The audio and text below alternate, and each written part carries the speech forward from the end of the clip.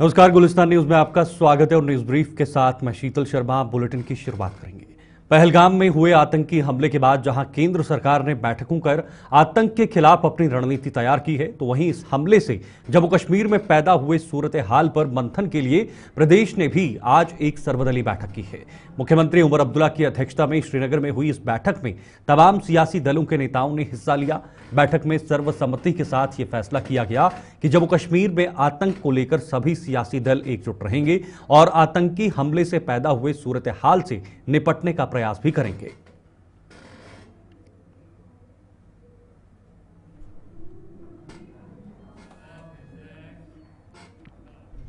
चलिए, फिलहाल एक बड़ी खबर इस वक्त आ रही है उधमपुर से, जहां पर उधमपुर के बसंतगढ़ में मोर्चे पर सुरक्षा बल डटे हुए हैं। गोलीबारी थमने पर वहां पर सर्च ऑपरेशन चलाया जा रहा है और अभियान में सेना के हेलीकॉप्टरों की मदद भी ली जा रही है।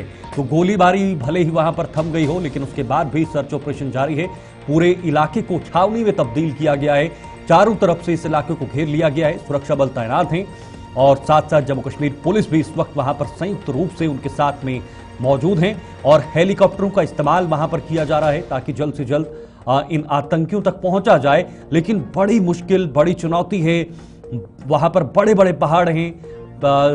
जो तस्वीरें इस वक्त आप देख रहे हैं, इससे आपको खुद अंदाजा लगेगा कि वहां पर ऑपरेशन को अंजाम देना कितना ज्यादा मुश्किल है, कितना ज्यादा वहां पर चुनौती है। लेकिन इस चुनौती से निपटने के लिए हर समय सेना तैयार रहती है और आज भी इसी प्रकाशता के साथ सेना आगे बढ़ रही है और उम्मीद है कि कुछ ही समय के बाद तक या कुछ ही समय तक इस ऑपरेशन को अंजाम दिया जाएगा और इन आतंकियों को वहां पर मार गिराया जाएगा। ये इसके लिए थोड़ा सा इंतजार करना होगा। किशोर शर्मा हमारे साथ, हमारे संवाददाता इस वक्त जुड़े हुए हैं। किशोर, आप स्पॉट पर हैं, आप सुबह से वहां पर बने हुए हैं। पल पल की जानकारी आप हमारे दर्शकों तक पहुंचा रहे हैं। अभी की क्या जानकारी है वहां पर, ताजा अपडेट क्या है? देखिए शीतल, सुबह से हम ये अपडेट कर रहे हैं कि जो डुडू का इलाका है, इस इलाके के अंदर सुबह सुबह जो सुरक्षा बल और आतंकियों के बीच मुठभेड़ होती है, जिसमें 6 पैरा के जो जवान हैं वो शहीद हो जाते हैं। अगर आप फुल स्क्रीन छोड़ें, ये तस्वीरों में साफ तौर पर देख सकते हैं कि यही वो इलाका था जिस इलाके के अंदर जो इनकाउंटर शुरू होता है। लेकिन अभी की अगर बात करें तो पूरी तरह से जो हमारे अलग अलग सुरक्षा बल है उनकी तरफ से यहाँ पे तलाशी अभियान शुरू कर दिया गया है। सर्च ऑपरेशन जो बड़े पैमाने पर चलाया जा रहा है, ड्रोन का सहारा यहाँ पे लिया जा रहा है, चॉपर का यहाँ पे सहारा लिया जा रहा है कि ये उम्मीद की जा रही है कि 2 से 3 आतंकी जो इस इलाके के अंदर छुपे हुए हैं उनको जल्द से जल्द ढेर किया जाए। लेकिन जिस तरह से शीतल आपने भी कहा कि यहाँ पे इनकाउंटर चलना किसी खतरे से कम नहीं है, क्योंकि जिस तरह से ये आप तस्वीरों में पहाड़ देख रहे हैं कि लगातार 3 से 4 महीने से इस इलाके के अंदर जो सर्च ऑपरेशन था वो बड़े पैमाने पर चलता है। और कल जिस तरह से पहलगाम के अंदर हुआ वो दर्द हम अभी तक भूले नहीं थे और उसके बाद एक जो आर्मी का जवान है उसकी शहादत होना, तो कहीं ना कहीं हमारे जो एसएसपी उधमपुर है, डीआईजी रियासी रेंज, जब हमने उनसे बात करने की प्रयास किया तो उनकी तरफ से कोई इस तरह की ऑफिशियली जानकारी अभी तक नहीं दी गई है शीतल। लेकिन फिलहाल इस इलाके के अंदर जो है वो घेराबंदी और तलाशी जो अभियान जो है वो शीतल जारी है। बिल्कुल किशोर, कितनी मुश्किलातें इस ऑपरेशन में आ रही हैं और किस किस का इस्तेमाल वहां पर किया जा रहा है? हेलीकॉप्टर हैं, ड्रोन्स हैं, बाकी अन्य उपकरण हैं। तो क्या ये उम्मीदें जताई जा सकती हैं कि बहुत जल्द सुरक्षा बल इस ऑपरेशन को अंजाम देंगे और उन आतंकियों को एलिमिनेट करेंगे? देखिए शीतल, 2 चीजें यहाँ पे देखने को मिल रही हैं। जिस इलाके के अंदर ये सुबह सुबह इनकाउंटर शुरू होता है, ये तस्वीरों में आप साफ तौर पर देख सकते हैं कि किसी चैलेंज से कम नहीं है, क्योंकि यहाँ पे जितनी भी सिक्योरिटी फोर्स के अलग-अलग जवान इस इलाके के अंदर गए हैं तो उनकी तरफ से पूरी तरह से इस इलाके को घेराबंदी किया गया है। और हमने ये भी देखा कि चॉपर का यहाँ पे पूरी तरह से सहारा लिया जा रहा है कि अगर इस इलाके के अंदर कहीं आतंकी छिपे हुए हैं तो उनको जल्द से जल्द ढेर किया जाए। लेकिन दूसरी तरफ हमने यही देखा, जिस तरह से आपने देखा था कि रामनगर तहसील का जो जोफड़ का इलाका है, उस इलाके के अंदर सर्च ऑपरेशन चलता है, एनकाउंटर में तब्दील होता है। लेकिन वही ये पहाड़ियां हैं, यहाँ पे इस वक्त भी हमने देखा कि जो अलग अलग सिक्योरिटी फोर्स हैं तो उनकी तरफ से पूरी तरह से मोर्चा संभाल लिया गया है, क्योंकि अभी शाम होते होते अगर इनके साथ कोई कॉन्टैक्ट होता है तो इनको जल्द से जल्द मार गिराने की ये जो कोशिश की जा रही है। लेकिन कहीं ना कहीं जिस तरह से आपने देखा था कि वहां जोफड़ी इलाके से ये कहीं ना कहीं भागने का प्रयास इनकी तरफ से सफल रहा था, लेकिन इस बसंतगढ़ इलाके के जिस इलाके के अंदर अभी ये घेराबंदी हुई है तो हो सकता है कि ये थोड़ी देर तक जो है वो इनकाउंटर में भी जो शीतल तब्दील हो सकता है।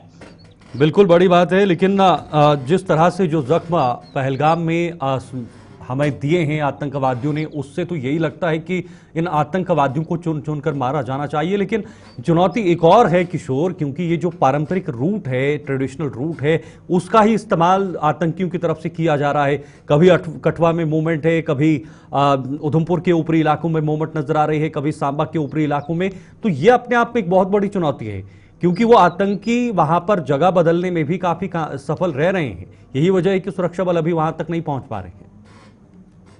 देखिए, जिस जगह पर ये इनकाउंटर शुरू होता है वो पैदल 3 से 4 घंटे इस इलाके के लिए जो है वो काफी टाइम जो सिक्योरिटी फोर्स को लगता है। लेकिन जिस तरह से आपकी तरफ से ये कहा कि अलग अलग डिस्ट्रिक्ट के अंदर इस तरह से हम देख रहे हैं कि सर्च ऑपरेशन जारी है, बड़े पैमाने पर चलाया जा रहा है। लेकिन अगर इस इलाके की ही मैं बात करूं शीतल, तो इस इलाके के अंदर लगातार 4 महीने से लोगों से जो पूछताछ है वो कई दिन से चल रही है। और दूसरी तरफ जो लोकल लोग इनको मदद करते हैं, जो इनको रास्ता बताते हैं, जिस तरह से मैंने पहले भी कहा कि जो जोफड़ का इलाका था, यहां पे पहले जो आतंकी थे वो यही रूट का जो थे वो इस्तेमाल करते थे। और जिस इलाके के अंदर आज इनकाउंटर शुरू हुआ वही ये इलाका है, जो ये पहाड़ियां हैं, ये कठुआ और उधमपुर का जो बॉर्डर है। जिस तरह से मैंने कहा कि डोडा किश्तवाड़ की यही वो पहाड़ियां हैं जिस इलाके के अंदर ये पूरी तरह से पहाड़ियां मिलती हैं।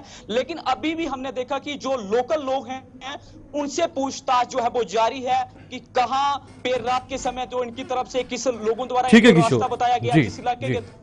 चलिए, बहुत बहुत शुक्रिया किशोर हमारे साथ ही जानकारी साझा करने के लिए। किशोर इस वक्त उसी इलाके के आसपास हैं जहां से इन्होंने तस्वीरें भी दिखाई, कैसे दूसरे पहाड़ पे जो है वो अभी एनकाउंटर या फिर जो सर्च ऑपरेशन है वो चल रहा है। अब जरा आगे बढ़ेंगे, एक और बड़ी खबर आपको बताएंगे। यातायात के लिए आंशिक तौर पर जम्मू श्रीनगर हाईवे खुल गया है और जम्मू श्रीनगर हाईवे पर एक तरफा यातायात बहाल हो गया है। ये बड़ी अपडेट और बड़ी राहत की खबर उन लोगों के लिए जो जम्मू से श्रीनगर की तरफ जाना चाहते हैं या श्रीनगर से जम्मू की तरफ आना चाहते हैं। तो फिलहाल एक तरफा यातायात ये बहाल हुआ है और इससे आम लोगों को राहत जरूर मिलेगी। कश्मीर से जम्मू की तरफ गाड़ियां रवाना की जा रही हैं और प्राकृतिक आपदा से हाईवे की बेहद तबाही हुई थी वहां पर और बहुत सारा नुकसान भी वहां पर हुआ था। सड़कें पूरी तरह से खत्म हो गई थी।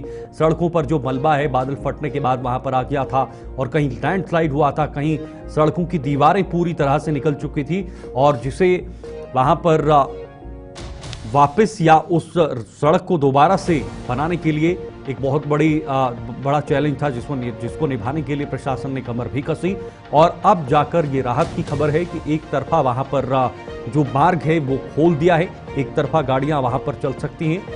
ये हल्की सी राहत की खबर उन लोगों के लिए है क्योंकि जम्मू से श्रीनगर की तरफ प्रतिदिन हजारों की संख्या में वाहन चलते हैं, चाहे वो निजी वाहन हो, चाहे वो बाकी जो वाहन हो या फिर माल वाहन हो, क्योंकि पूरा कश्मीर का संभाग जो इस सड़क को जम्मू के साथ जोड़ता है तो ये कहीं ना कहीं बहुत महत्वपूर्ण रोड है। नदीम इकबाल इस वक्त हमारे साथ संवाददाता रामबन से जुड़े हुए हैं। नदीम, रामबन की जो हालत हुई थी पिछले दिनों में, सड़कों की हालत हुई थी, वहां पर मलबा आ गया था। अब फिलहाल ये खबर है कि भाई एक तरफ से रास्ता खोल दिया गया है। किस तरह से अभी ये प्रक्रिया चल रही है? जी बिल्कुल शीतल, देखिए खराब मौसम के बाद श्रीनगर जम्मू कौमी शाहरा पर इसका असर देखने को मिला, जहां गाड़ियों की रफ्तार रुक गई। हालांकि आज सुबह से हम देख रहे हैं कि गाड़ियों की रफ्तार को अगर फिर से बहाल किया है, लेकिन अभी हम कहें कि मुकम्मल तौर श्रीनगर जम्मू नेशनल हाईवे पर गाड़ियों की आमदरफ्त बहाल नहीं हो पाई है। हालांकि जो फंसी हुई गाड़ियां थी काजीकुंड के आसपास, बानिहाल के आसपास, जिन्हें जम्मू की तरफ जाना था, चाहे वो माल बरदार गाड़ियां हो, मुसाफिर बरदार गाड़ियां हो, तमाम गाड़ियों को जो है वादी से जम्मू की तरफ बढ़ने की इजाजत मिली है। हालांकि डिप्टी कमिश्नर रामबन आज भी हाईवे का जो है दौरा कर रहे थे और उन्होंने मीडिया से बात करते हुए बताया कि हमारी कोशिश है कि हम रोड को पूरी तरह से मुकम्मल तौर पर जो है गाड़ियों की आमदरफ्त के लिए बहाल करें, क्योंकि श्रीनगर जम्मू नेशनल हाईवे की वाइडनिंग का पिछले 10 साल से चल रहा है और 2 ट्यूब्स इसकी बराबर जो तैयार की गई थी जिसपे ट्रैफिक भी चल रहा था। लेकिन गुज़श्ता दिनों मौसम के खराब सूरत हाल ने इसमें फिर से दिक्कतें पैदा कर ली है। हालांकि सिंगल क्रॉसिंग है, जहां 4-4 गाड़ियां आप एक तरफ में चला सकते थे, एक तरफ से वादी कश्मीर से आने वाली गाड़ियां एक ट्यूब पे, तो जम्मू से जाने वाली गाड़ियां दूसरी ट्यूब पे चलती थी, लेकिन आज की डेट में दोनों ट्यूब्स पर सिर्फ सिंगल ट्रैफिक चल रहा है। कहीं ना कहीं हम देखें कि मौसम खराब है, लेकिन काफी चैलेंजिंग रहा। लेकिन नदीम, के लिए, हुकाम के लिए, छोटी सी राहत आम लोगों को जरूर इस रास्ते के खुलने के बाद वहां पर मिली हुई है। और कितने दिन नदीम लग सकते हैं इस रास्ते को खुलने में? कितनी अभी एक समय अवधि है? जाहिर सी बात है जी बिल्कुल, देखिए राहत की बात तो जरूर है, क्योंकि जो लोग पिछले 2-4 दिन से इंतजार कर रहे थे कि कब श्रीनगर जम्मू नेशनल हाईवे पर गाड़ियों को चलने की इजाजत मिले, तो इससे एक चीज तो कि जो फंसी हुई गाड़ियां थी उन्हें आगे बढ़ने की इजाजत मिली, यानी ड्राइवर और मुसाफिर परेशानी में नहीं है। और दूसरी बात की वादी कश्मीर के अंदर आहिस्ता आहिस्ता जो एसेंशियल कमोडिटीज है उनकी कीमतों में इजाफा होने लगा था। एलपीजी, पेट्रोल, डीजल वगैरह या फिर बाकी चीजों की कीमतों में भी इजाफा होने लगा था। तो जाहिर सी बात है आज की डेट में अगर वादी से जम्मू की तरफ ट्रैफिक चल रहा है तो कल जम्मू से वादी की तरफ बढ़ेगा, और इससे कहीं ना कहीं कश्मीर के अंदर जो एसेंशियल कमोडिटीज है उसकी कमी भी जो पूरी होगी, और जो रास्ते में फंसे तो क्या सभी वाहनों को आज नदीम वहां से चलने की इजाजत है, चाहे वो निजी वाहन हो, बड़े वाहन हो या मालवाहक हो, जिसमें यहां से पेट्रोल, डीजल या बाकी जो गाड़ियां जाती हैं? जी बिल्कुल शीतल, देखिए आज जो ट्रैफिक है वो डाउन का चल रहा है फ्रॉम श्रीनगर टुवर्ड्स जम्मू, और इसमें तमाम तरह की गाड़ियां शामिल है, और पॉसिबिलिटी है कि कल की डेट में फ्रेश ट्रैफिक अलाउ किया जाएगा टुवर्ड्स कश्मीर, ताकि कश्मीर के अंदर जो एसेंशियल कमोडिटीज की कमी हो रही है या फिर कीमतों में इजाफा हो रहा है वो मार्केट्स में तमाम चीजें अवेलेबल की जाए, और उनकी जो कीमतें हैं वो नॉर्मल रहे, वो बढ़े ना। और इस पर काम चल रहा है क्लियरेंस में, हालांकि अभी वक्त लगेगा क्योंकि काफी सारी जगहें हैं जहां कहीं जगहों पे रोड सिंक हो गई है, कहीं जगहों पे मलबा सड़क पर पड़ा है। दोनों चीजें चल रही है, एक तरफ हाईवे को चलाया जा रहा है तो दूसरी तरफ में जो रोड सिंक हुई है उस रोड को भी रेस्टोर करने की कोशिश की जा रही है। जी शीतल, बिल्कुल नदीम, ये भी जरा बताइएगा, जिन लोगों का नुकसान हुआ है, जो बेघर हुए हैं, उनके लिए क्या सरकार ने अभी तक कोई कदम उठाए? क्या उन्हें कोई राहत राशि दी गई है? जी बिल्कुल, देखिए शीतल, इस बार हमने कई बार सवालात जो है एडमिनिस्ट्रेशन से भी पहुंचे हैं, डिविजनल एडमिनिस्ट्रेशन से भी, और सरकार में जो बैठे लोग हैं उनसे भी। हालांकि सबका एक ही जवाब है, एक जैसा जवाब है कि हम सिचुएशन को एक्सेस कर रहे हैं, हमने टीम्स कॉन्स्टिट्यूट की है जो नुकसान का तख्ता लगाए और उसके बाद कंपनसेट करेंगे। हालांकि अभी हम देख रहे हैं कि कुछ लेबर्स भी लाए गए हैं जो लोगों के घरों में मलबा दाखिल हुआ था उसे निकालने के लिए सिचुएशन को नॉर्मल करने की कोशिश की जा रही है, लेकिन रिलीफ को लेकर अभी तक कोई बात सामने नहीं। चलिए, बहुत बहुत शुक्रिया आपका नदीम जानकारी के लिए। तो फिलहाल नदीम हमारे साथ जुड़े हुए थे जिन्होंने ये जानकारी दी है कि फिलहाल एक तरफा रास्ता खुल गया है और थोड़ी सी राहत मिली है। अब कश्मीर से जम्मू की तरफ लोग आ सकते हैं, लेकिन हो सकता है अगले 1 से 2 दिनों के अंदर ये रोड जो है पूरी तरीके से दोनों तरफ खोल दी जा सकती है। फिलहाल न्यूज ब्रीफ में इतना ही। आप देखते रहिए गुलिस्तान न्यूज। नमस्कार।